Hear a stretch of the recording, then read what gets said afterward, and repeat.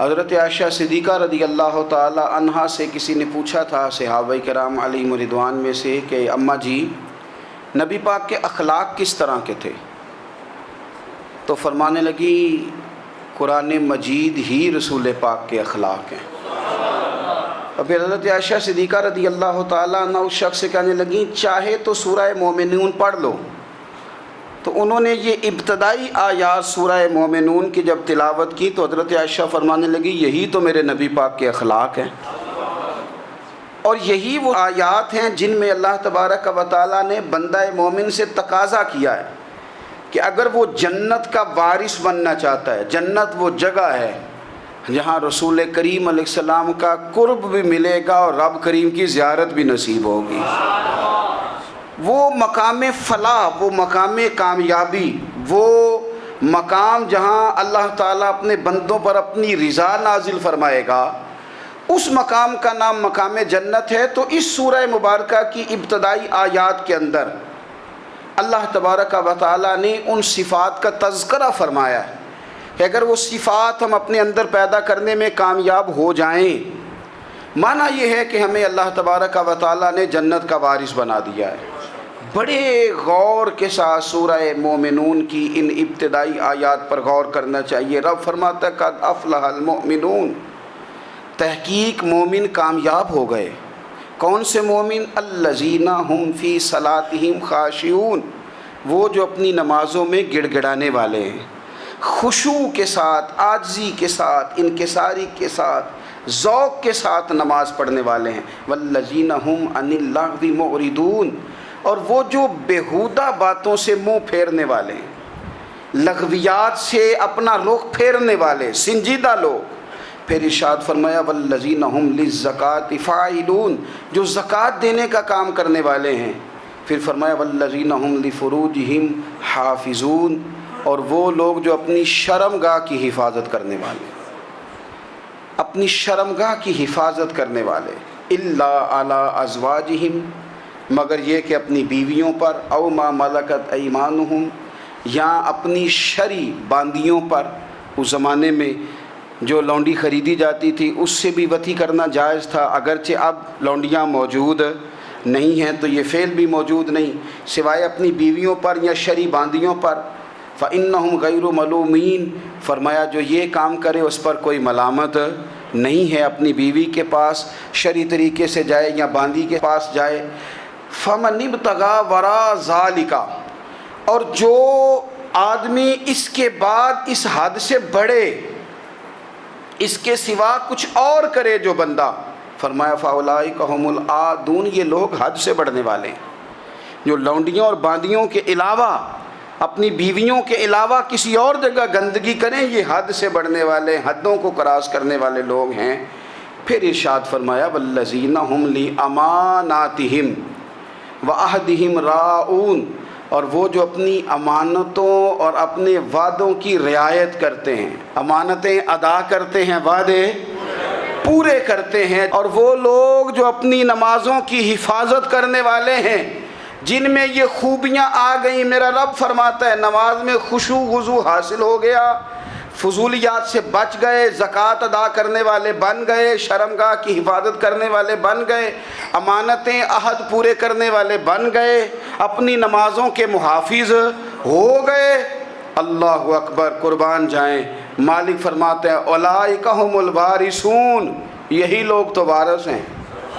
یا اللہ کس چیز کے؟ فرمایا الذین یرثون الفردوس، یہ لوگ جنت کے وارث ہیں، یہ جنت کے وارث ہیں یہ لوگ۔ ہم فیہا خالدون، اور فردوس سے، جنت سے نکالے نہیں جائیں گے، ہمیشہ ہی جنت میں رہیں گے۔ یہ آیات اللہ کا مطالبہ بھی ہے، یہ آیات صحابہ، اہل بیت، اولیاء اللہ، ان تمام کی سیرت کا عکس بھی ہے۔ اور سب سے بڑھ کر سیدہ عائشہ صدیقہ فرماتی ہیں یہی تو آیات ہیں جنہیں اچھی طرح سمجھ لو گے تو تمہیں مدینے والے کے اخلاق بھی سمجھ میں آ جائے گا، حضور کے اخلاق بھی تمہیں سمجھ میں آئیں۔ بڑے غور کے ساتھ سورہ مومنون کی ان ابتدائی آیات پر غور کرنا چاہیے۔ رب فرماتا ہے قد افلح المؤمنون، تحقیق مومن کامیاب ہو گئے۔ کون سے مومن؟ الذین هم فی صلاتہم خاشعون، وہ جو اپنی نمازوں میں گڑ گڑانے والے ہیں، خشوع کے ساتھ، عاجزی کے ساتھ، انکساری کے ساتھ، ذوق کے ساتھ نماز پڑھنے والے ہیں۔ دیکھیں قرآن نے یہ نہیں کہا شروع میں کہ وہ لوگ اپنی نماز پابندی سے پڑھتے ہیں، بلکہ فرمایا وہ نمازوں میں عاجزی کرتے ہیں، وہ نماز میں خشوع کرتے ہیں، خضوع کرتے ہیں۔ نماز ہم بھی پڑھتے ہیں، ڈھیر سارے لوگ ہیں جن کا یہ مطالبہ ہے کہ میرا نماز میں دل ہی نہیں لگتا۔ پہلی بات تو یہ ہے کہ دل نہ بھی لگے تو نماز پھر بھی پڑھنی ہے، اور دوسری بات یہ ہے کہ دل لگانے کو بھی تو کچھ انسان کے پاس چیزیں ہونی چاہیے نا، کوئی ضروریات ہوتی ہیں۔ سب سے پہلی بات یہ کہ مسئلہ نماز کا نہیں، مسئلہ اہمیت کا ہے۔ آپ نے اللہ تبارک و تعالیٰ کی ذات کی، رب کریم کے جلالت کی جتنی زیادہ اہمیت اپنے دل میں محسوس کر لی، اتنا ہی نماز کی طرف توجہ آپ کی بڑھ جائے گی۔ آپ سادی سی مثال ہے، غور کر لیں، جتنا آپ اپنے استاد کو پروٹوکول دیتے ہیں، جتنی عزت کرتے ہیں، اتنا ہی وقت پہ آپ ان کے پاس پہنچ بھی جاتے ہیں۔ اگر آپ کے دل میں اہمیت نہیں ہے تو آپ ٹال دیں گے، اور جس استاد کی اہمیت ہے اس کے فون کی گھنٹی بجتے ہی فون بھی اٹھایا جائے گا، اور بات پوری مکمل بھی نہیں ہوگی تو کہا جائے گا جیسے آپ کہیں گے، اور جو وقت وہ دیں گے ان سے 10 منٹ پہلے پہنچنے کی کوشش بھی کی جائے گی۔ بس سمجھ لیں دل لگنے نہ لگنے کا مسئلہ نہیں، اہمیت کا مسئلہ ہے۔ آپ جتنی اپنے مالک کی بارگاہ کی اہمیت سمجھ لیں گے، اتنا ہی وقت پہ مسجد آئیں گے، اتنا ہی شوق سے نماز پڑھیں گے۔ دوسری بات، نماز کے ترجمے پہ غور کریں۔ آپ یقین کریں اگر نماز کا ترجمہ ہمیں آ جائے نا تو ہمیں تو یوں لگے کہ ہم تو اپنے مالک کی بارگاہ میں عرض و معروض کرنے حاضر ہوئے ہیں۔ یہ سورہ فاتحہ ہی دیکھ لیں آپ، حضور فرماتے ہیں، رب فرماتا ہے سورۃ فاتحہ آدھی میری ہے آدھی میرے بندے کی ہے۔ جب اس نے کہا الحمدللہ رب العالمین الرحمن الرحیم مالک یوم الدین ایاک نعبد و ایاک نستعین، جب یہاں تک وہ لفظ کہتا ہے تو یہ حصہ میرا تھا۔ اس نے اپنے رب کی تعریف کی، اور جب کہا نا اس نے اہدنا الصراط المستقیم، اب بندے نے التجائیں شروع کر دی۔ اس نے کہا کہ مالک بھی تو ہے، رحمان بھی تو ہے، رحیم بھی تو ہے، عبادت بھی تیری کرتے ہیں تو مدد بھی تو تجھی سے مانگنی ہے نا، اب مہربانی فرمانا اہدنا الصراط المستقیم، ہمیں سیدھا راستہ دکھا دے، صراط الذین انعمت علیہم، ان لوگوں کا راستہ دکھانا جن پر تو نے انعام کیا ہے، غیر المغضوب علیہم ولا الضالین، ان کے راستے پہ نہ چلانا جن پر تیرا غضب ہوا، جو گمراہ ہو گئے ان کے راستے۔ تو نماز میں جب ترجمے پر آپ کا غور ہوتا ہے تو آپ کا تو دل خود بخود لگ جاتا ہے، شوق بڑھ جاتا ہے آپ کا۔ تو اتنی چیزیں ہم زندگی میں یاد کرتے ہیں، تو اگر ترجمہ بھی نماز کا یاد کر لیں اور پھر شوق سے پڑھیں تو آپ یقین کریں طبیعت کھنچی چلی آئے گی۔ ہمارے یہاں کچھ لوگ نماز پڑھتے ہیں پر بڑی لاپرواہی سے پڑھتے ہیں، کبھی ادھر دیکھتے ہیں کبھی ادھر دیکھتے ہیں، کبھی بال سہلاتے ہیں۔ وہ میں نے دیکھا ہے سجدے جا رہے ہیں تو سیانے سیانے بندے کبھی کپڑے کو چھیڑ رہے ہیں کبھی جگہ کو چھیڑ رہے ہیں۔ میرے نبی کریم صلی اللہ تعالیٰ علیہ وسلم نے فرمایا ان لوگوں کا کیا حال ہے جو اپنی نماز میں نظریں آسمان کی طرف اٹھاتے ہیں، رکوع سے اٹھے تو اوپر دیکھنا شروع کر دیا، کیا حال ہے ان کا۔ اور پھر حضور نے ایک موقع پر تو سختی فرمائی، فرمایا جو نماز پڑھتے اپنی نظریں آسمان کی طرف اٹھاتا ہے وہ باز آ جائے، ورنہ ایسا نہ ہو کہ رب اس کی آنکھیں ہی چھین لے، وہ باز آ جائے اس کام سے۔ خشوع کے ساتھ نماز پڑھے، عاجزی کے ساتھ نماز پڑھے، اس کا دل لگا ہوا ہو نماز کے اندر۔ میرے نبی پاک صلی اللہ تعالیٰ علیہ وآلہ وسلم کے غلام حضرت انس بن مالک رضی اللہ تعالیٰ عنہ فرماتے ہیں کہ رسول پاک صلی اللہ علیہ وسلم نے مجھ سے فرمایا تھا کہ بیٹے نماز میں ادھر ادھر دیکھنے سے بچو، کیونکہ فرمایا نماز میں ادھر ادھر توجہ کرنا یہ بندے کو ہلاک کر دیتا ہے، ہلاکت ہے اس میں اگر تم نے ادھر ادھر توجہ ہوگی۔ نماز تم مالک کی بارگاہ میں کھڑے ہو اور تم دیکھ ادھر ادھر رہے ہو۔ تو ایک تو نماز عاجزی کے ساتھ، پھر فرمایا والذین ہم عن اللغو معرضون، وہ لوگ جو فضول باتوں سے، لغویات سے اپنا منہ پھیر لیتے ہیں، فضولیات سے۔ ہمارے ہاں نا بہت سارے لوگ ایسے ہیں جو بلا وجہ ان چیزوں میں دلچسپی لیتے ہیں جو ان کے مطلب کی نہیں ہے، ان کے مطلب کی مطلب آپ کسی سے ملیں کہتے ہیں کیا حال ہے؟ ٹھیک ہے جی۔ بچوں کا کیا حال ہے؟ ٹھیک ہے۔ بچے کتنے ہیں؟ تو بھئی آپ کو جب پتہ ہی نہیں تھا کتنے ہیں تو حال کیوں پوچھا آپ نے؟ آپ کرتے کیا ہیں؟ آپ کا بڑا بھائی کیا کرتا ہے؟ چھوٹا بھائی کیا کرتا ہے؟ ابا جی کیا کرتے ہیں؟ بھئی آپ کے مطلب کی بات نہیں، آپ مطلب کی مقصد کی بات کریں، بے مقصد باتوں میں الجھنے کی ضرورت نہیں ہے۔ دیکھیں، اپنا ادارہ میں چلاتا ہوں، اپنا گھر آپ چلاتے ہیں، اپنی ڈیوٹی آپ کرتے ہیں۔ آپ کو زیادہ بہتر پتہ ہے کہ آپ اپنا گھر کیسے چلا رہے ہیں، مجھے زیادہ بہتر پتہ ہے کہ میں مدرسہ مسجد، مجھے زیادہ بہتر پتہ ہے اس کے اندر کون سی اصطلاح کس طرح کرنی ہے، یہ مجھ سے زیادہ بہتر کوئی بندہ جانتا نہیں۔ اب ہم کیا کرتے ہیں، جب ہم دوسرے کے کام میں مداخلت کرتے ہیں تو دو نقصان ہوتے ہیں۔ ایک تو اس کے ساتھ ہمارا رائے کا اختلاف ہو جاتا ہے، اور دوسرا ہمارے اپنے بہت سارے کام رہ جاتے ہیں، کیونکہ ہماری توجہ ہی دوسرے کی جانب تھی، اپنے بڑے سارے کام رہ جاتے ہیں۔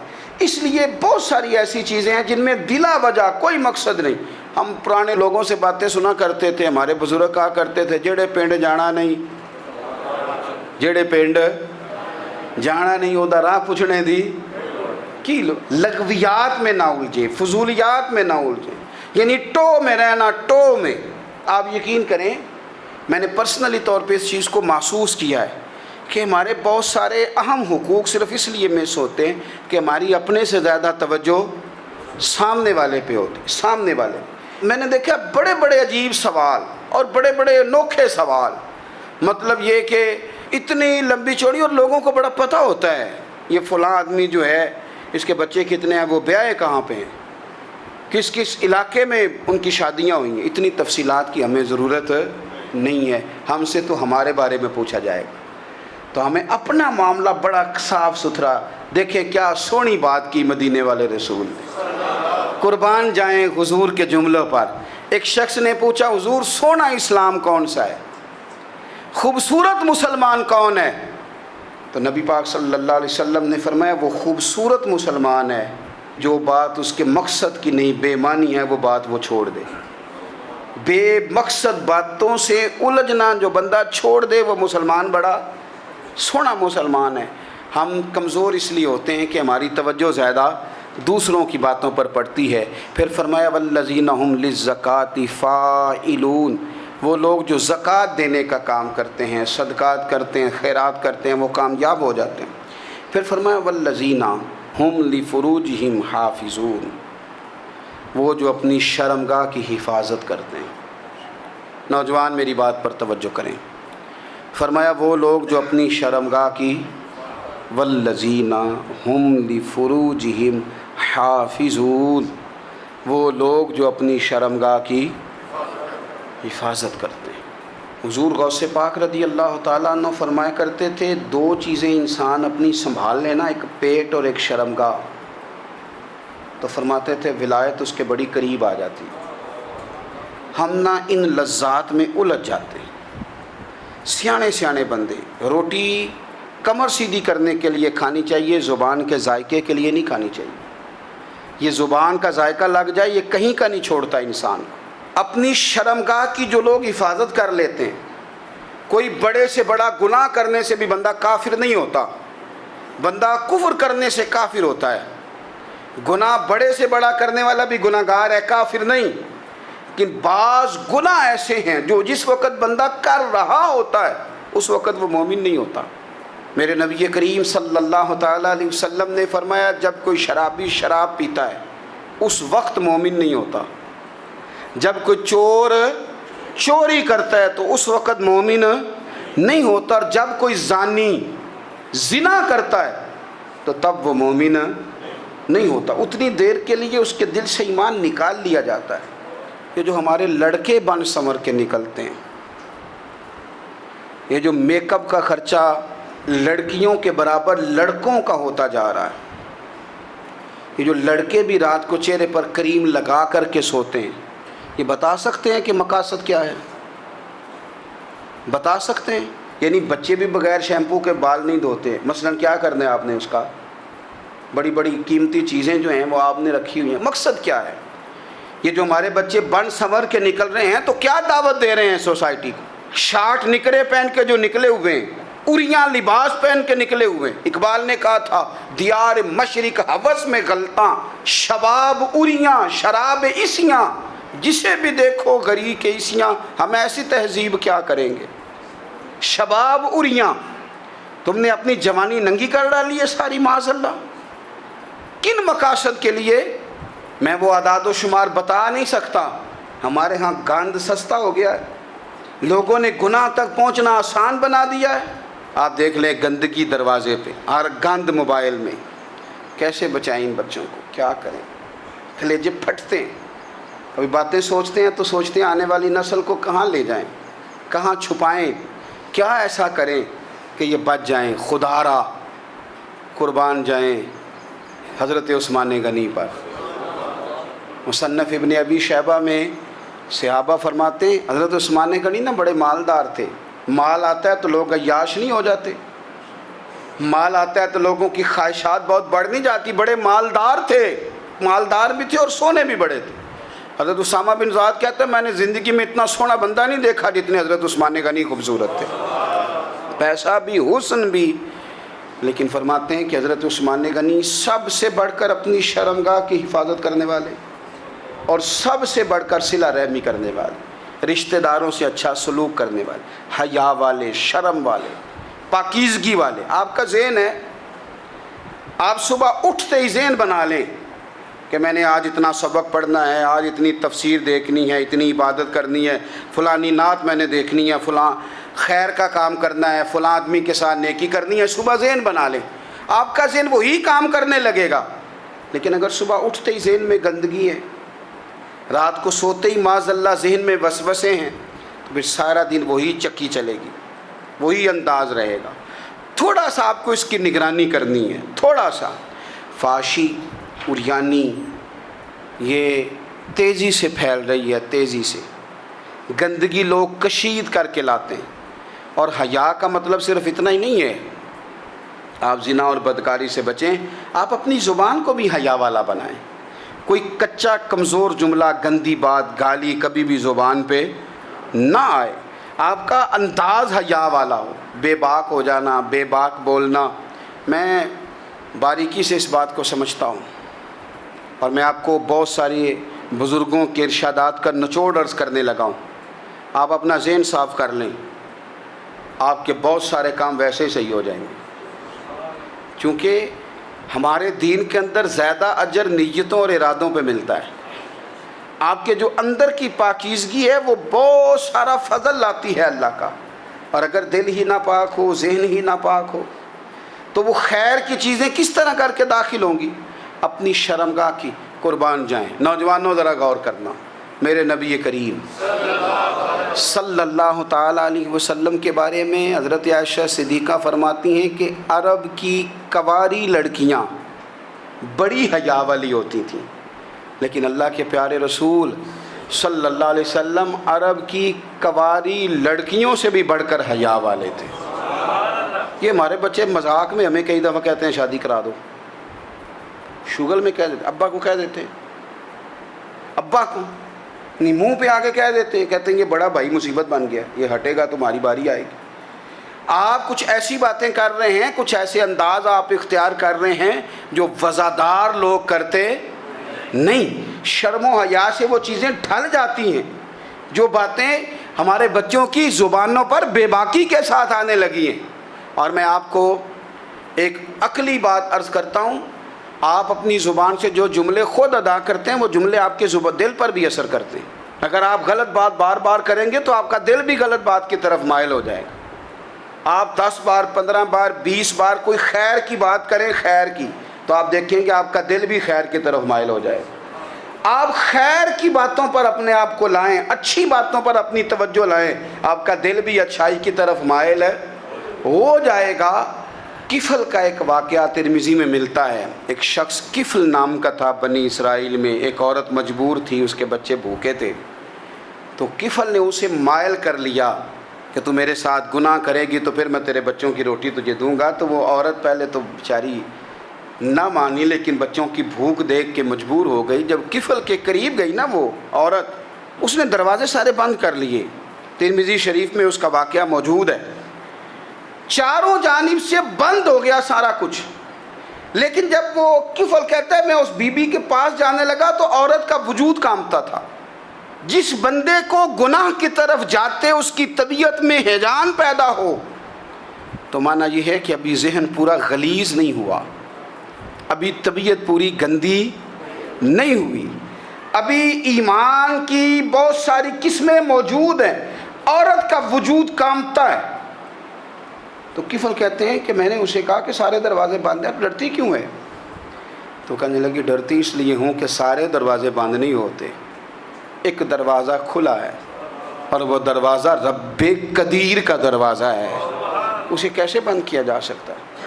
تو کہتے ہیں جب اس نے یہ لفظ کہے تو مجھ پر بھی بات کا اثر ہوا, مجھ پر بھی.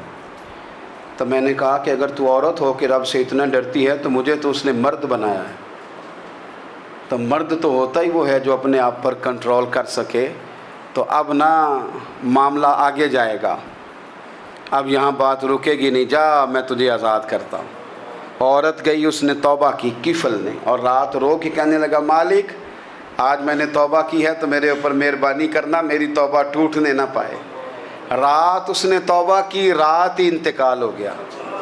لوگوں کو پتہ تھا بڑا بے حیا ہے, بد کردار ہے, گناہ گار ہے, شاید لوگ اس کا چہرہ دیکھنے بھی نہ جاتے, پر مالک کریم ہے نا.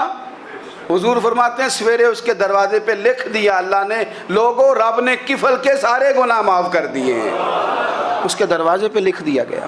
جب آپ اپنی حفاظت کرنا چاہتے ہیں تو اللہ پھر اسباب بھی پیدا کر دیتا ہے.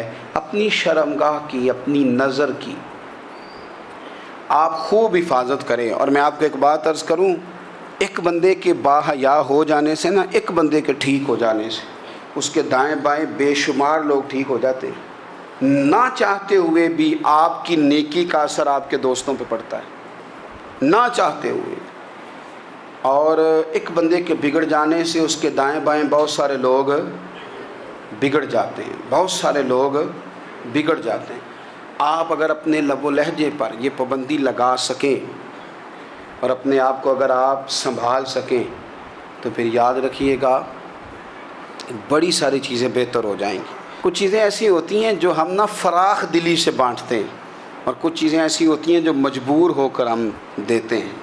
کئی دفعہ ایسا ہوتا ہے کہ سامنے والا کچھ زیادہ تکلیف میں ہوتا ہے اور ہمارے پاس بھی وسعت نہیں ہوتی, لیکن زیادہ اجر اسی بندے کو ملتا ہے جو تھوڑی تکلیف برداشت کرے اور سامنے والے کی تکلیف کو دور کرے.